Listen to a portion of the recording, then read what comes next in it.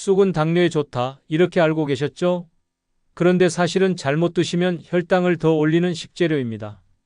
30년간 중장년 식단을 연구해온 식생활 전문가 박지훈입니다. 봄만 되면 쑥국, 쑥떡, 쑥나물 많이 드시는데요. 문제는 이걸 건강식이라고 생각하고 양 조절 없이 드시는 겁니다. 특히 당뇨 있으신 분들, 이 부분 정말 조심하셔야 합니다. 쑥 자체는 분명 좋은 식재료입니다. 그런데 어떻게 먹느냐에 따라 약이 될 수도 있고 오히려 혈당을 흔드는 원인이 될 수도 있습니다.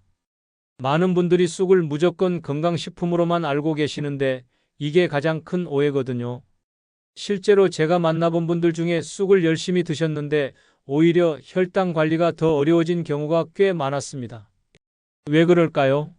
쑥을 먹는 방식, 양, 그리고 함께 먹는 음식이 문제였기 때문입니다. 오늘은 쑥의 진짜 효과와 함께 반드시 피해야 할 먹는 방식까지 정확하게 알려드리겠습니다. 끝까지 들으시면 여러분이 지금까지 모르셨던 쑥의 양면을 모두 이해하실 수 있을 겁니다. 이 내용 처음 들으셨나요? 댓글로 알려주세요. 제 주변에도 이런 분이 계셨습니다. 67세 김영수님인데요.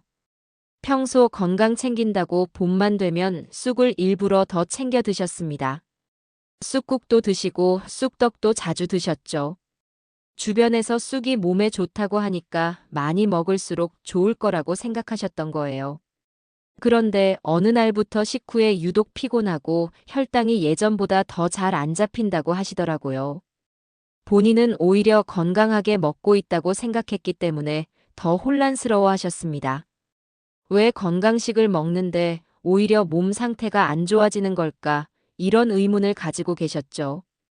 결국 식단을 하나하나 점검해 보니 문제가 바로 쑥 섭취 방식이었습니다. 쑥 자체가 문제가 아니라 쑥을 탄수화물 형태로 많이 드시고 계셨던 겁니다.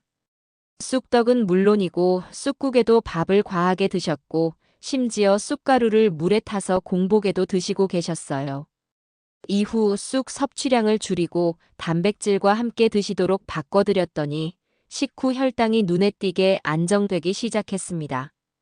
단 2주 만에 식후 피로감도 줄어들고 아침 공복 혈당도 조금씩 떨어지기 시작했죠. 이처럼 같은 쑥이라도 어떻게 먹느냐에 따라 결과는 완전히 달라집니다.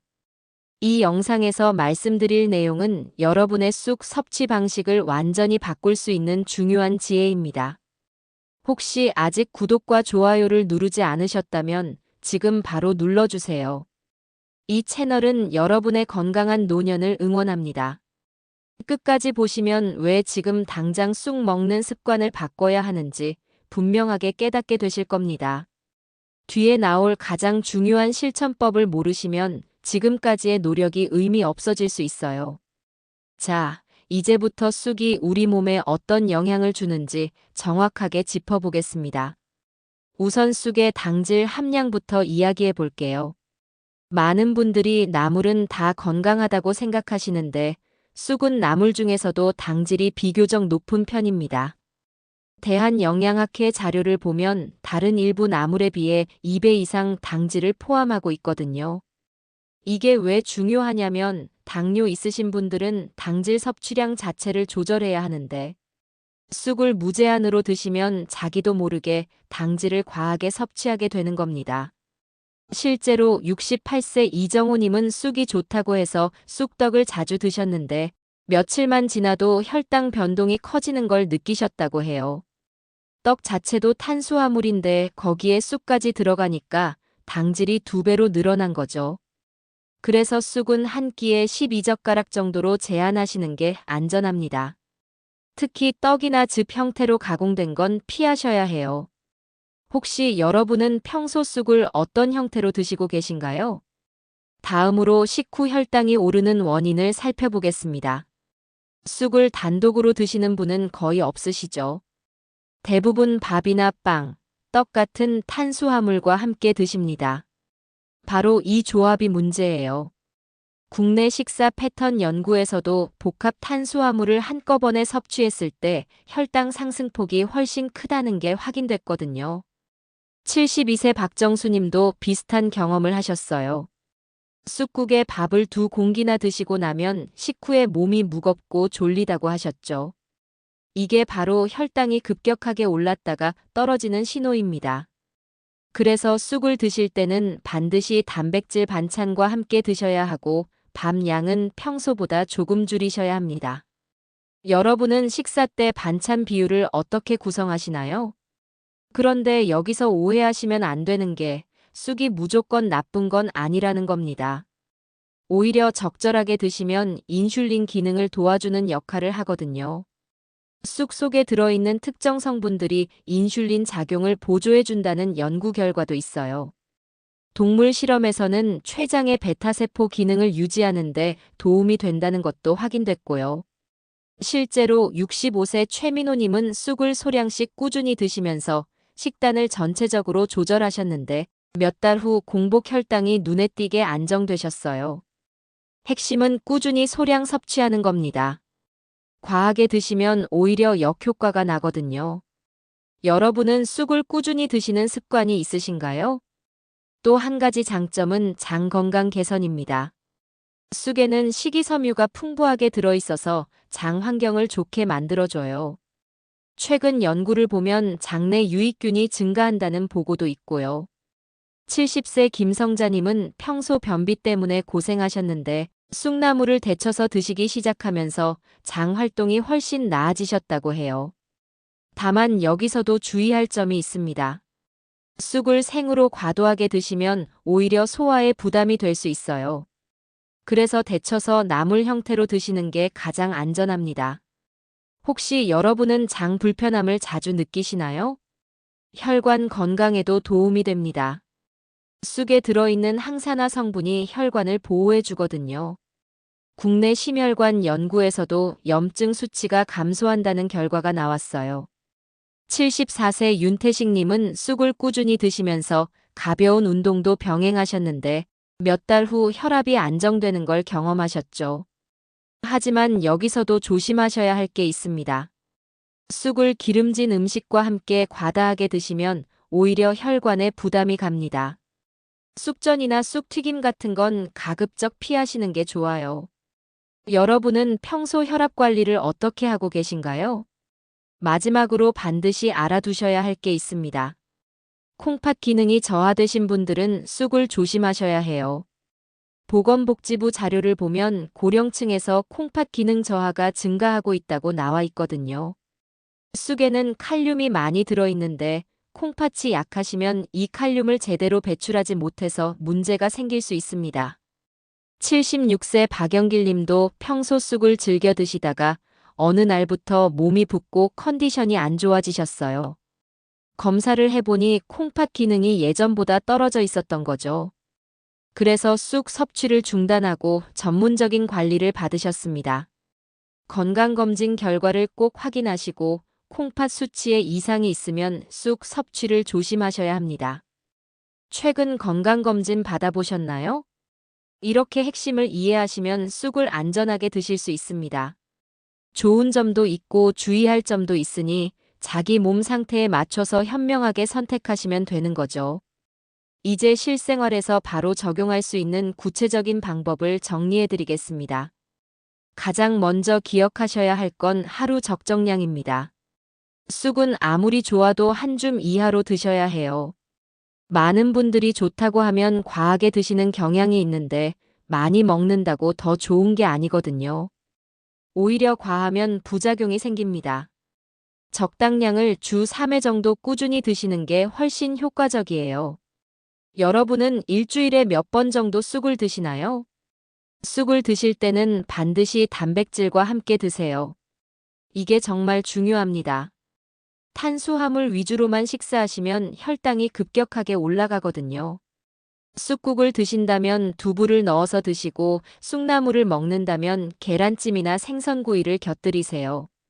이렇게 단백질을 함께 섭취하면 혈당 상승 속도가 훨씬 완만해집니다. 반찬 구성을 어떻게 하시나요? 식사 타이밍도 중요해요. 쑥은 식후에 드시는 게 좋습니다. 공복에 드시면 위장에 부담이 될 수 있거든요. 특히 쑥죽 같은 농축된 형태를 공복에 드시면 속이 쓰리거나 불편할 수 있어요. 그래서 식사 중에 다른 반찬들과 함께 자연스럽게 드시는 게 가장 안전합니다. 혹시 공복에 쑥을 드신 적 있으신가요? 식후에는 30분 정도 가볍게 걷는 습관을 들이세요. 이게 혈당 관리에 정말 큰 도움이 됩니다. 식사 후 바로 눕거나 앉아만 계시면 혈당이 더 천천히 떨어지거든요. 집 주변을 천천히 산책하시거나 집 안에서라도 가볍게 움직이시면 좋아요. 여러분은 식후에 바로 쉬시는 편인가요? 쑥을 선택하실 때도 주의가 필요합니다. 즙이나 가루 형태는 가급적 피하세요. 이런 농축 형태는 당질이 한 곳에 모여 있어서 혈당을 빠르게 올릴 수 있어요. 쑥은 자연 그대로의 모습으로 드시는 게 가장 좋습니다. 신선한 쑥을 데쳐서 나물로 드시거나 쑥국에 소량만 넣어서 드세요. 건강식품 형태로 드시고 계신가요? 콩팥 건강도 꼭 체크하셔야 합니다. 정기 검진에서 콩팥 수치를 확인하시고 만약 크레아티닌 수치가 높거나 사구체여 과율이 낮으면 쑥 섭취를 조심하셔야 해요. 콩팥이 약하신 분들은 칼륨 배출이 잘 안 되기 때문에 쑥처럼 칼륨이 많은 식품이 위험할 수 있거든요. 최근 검사 결과를 확인해 보셨나요? 당뇨약을 드시는 분들은 쑥을 처음 드실 때 혈당을 자주 체크해 보세요. 사람마다 반응이 다를 수 있거든요. 어떤 분은 혈당이 안정되고 어떤 분은 오히려 올라갈 수도 있어요. 처음 일주일 정도는 식전 식후 혈당을 꼼꼼히 재보시고 자기 몸에 맞는지 확인하시는 게 중요합니다. 쑥을 보관할 때도 신경 쓰세요. 신선한 쑥은 냉장 보관하셔야 하고 오래 두시면 영양소가 파괴될 수 있어요. 가능하면 구입 후 23일 안에 드시는 게 좋고 데쳐서 냉동 보관하시면 조금 더 오래 두실 수 있습니다. 다만 냉동했다가 해동하면 식감이 달라질 수 있으니 참고하세요. 마지막으로 쑥차도 조심하셔야 합니다. 쑥차는 은은하고 좋지만 진하게 우려서 계속 드시면 카페인처럼 각성 효과가 있을 수 있어요. 특히 저녁에 진한 쑥차를 드시면 잠이 안 올 수 있으니 오전이나 오후 일찍 가볍게 드시는 걸 추천드립니다. 이렇게만 지켜도 쑥은 훨씬 안전하고 효과적으로 드실 수 있습니다. 작은 습관들이 모이면 큰 변화를 만들거든요. 이제 마지막으로 꼭 기억하셔야 할 핵심을 정리해 드리겠습니다. 오늘 핵심은 단순합니다. 쑥은 무조건 좋은 음식이 아니라 제대로 먹어야 좋은 음식입니다. 이 한 문장만 기억하셔도 됩니다. 잘못된 상식은 이렇습니다. 쑥은 건강식이니까 많이 먹을수록 좋다. 봄에는 쑥을 최대한 많이 챙겨 먹어야 한다. 쑥즙이나 쑥가루가 더 효과적이다. 이런 생각들 다 버리셔야 해요. 올바른 방법은 이겁니다. 적당량을 꾸준히 단백질과 함께 자연 그대로의 형태로 드시는 것입니다. 하루 한 줌 이하, 주 3회 정도 데친 나물이나 국 형태로 식사 중에 다른 반찬과 함께 드세요. 그리고 식후에는 30분 걷기를 실천하시고요. 잘못 관리하면 어떻게 될까요? 혈당이 오르고 콩팥에 부담이 가고 오히려 건강이 나빠질 수 있습니다. 좋다는 음식을 열심히 먹었는데 건강이 더 안 좋아지는 아이러니한 상황이 벌어지는 거죠. 반대로 제대로 관리하면 어떻게 될까요? 혈당이 안정되고 장 건강이 좋아지고 혈관도 튼튼해집니다. 같은 쑥인데 먹는 방법 하나 바꿨을 뿐인데 결과는 완전히 달라지는 겁니다. 이 차이가 결국 여러분의 건강을 바꾸게 됩니다. 특히 당뇨 있으신 분들은 쑥을 무조건 피할 필요는 없어요. 다만 양과 방법을 지키시면 됩니다. 쑥떡, 쑥즙, 쑥가루 이런 농축 형태만 피하시고 신선한 쑥을 소량씩 꾸준히 드시면 충분히 건강에 도움이 될 수 있습니다. 오늘 당장 실천하실 한 가지는 이것입니다. 쑥을 드실 때 반드시 한두 젓가락만, 그리고 단백질 반찬과 함께 드셔보세요. 쑥국을 끓이신다면 두부를 넣으시고 쑥나물을 무치신다면 계란찜을 곁들이세요. 이것만 실천하셔도 식후 혈당이 훨씬 안정될 겁니다. 그리고 한 가지 더, 다음 식사 후에는 30분만 걸어보세요. 집 주변을 천천히 한 바퀴 돌거나 아파트 복도를 왔다 갔다 하시는 것만으로도 충분합니다. 이 두 가지 습관이 여러분의 혈당 관리를 완전히 바꿔놓을 겁니다. 다음 영상에서는 당뇨 있는 분들이 절대 피해야 할 봄나물에 대해 알려드리겠습니다. 냉이, 달래, 취나물 이런 봄나물들도 쑥처럼 조심해야 할 부분이 있거든요. 어떤 나물을 어떻게 피해야 하는지 구체적으로 말씀드릴게요. 마지막으로 여러분께 질문 하나 드립니다. 여러분은 쑥 지금까지 어떻게 드시고 계셨나요? 쑥떡을 자주 드셨나요? 아니면 쑥국으로 드셨나요? 아니면 쑥즙이나 가루로 드셨나요? 댓글로 꼭 남겨주세요. 여러분의 경험을 듣고 싶습니다. 그리고 혹시 오늘 영상이 도움이 되셨다면 주변에 당뇨 있으신 분들께도 꼭 공유해 주세요. 작은 정보 하나가 누군가의 건강을 지킬 수 있습니다. 끝까지 시청해 주셔서 감사합니다.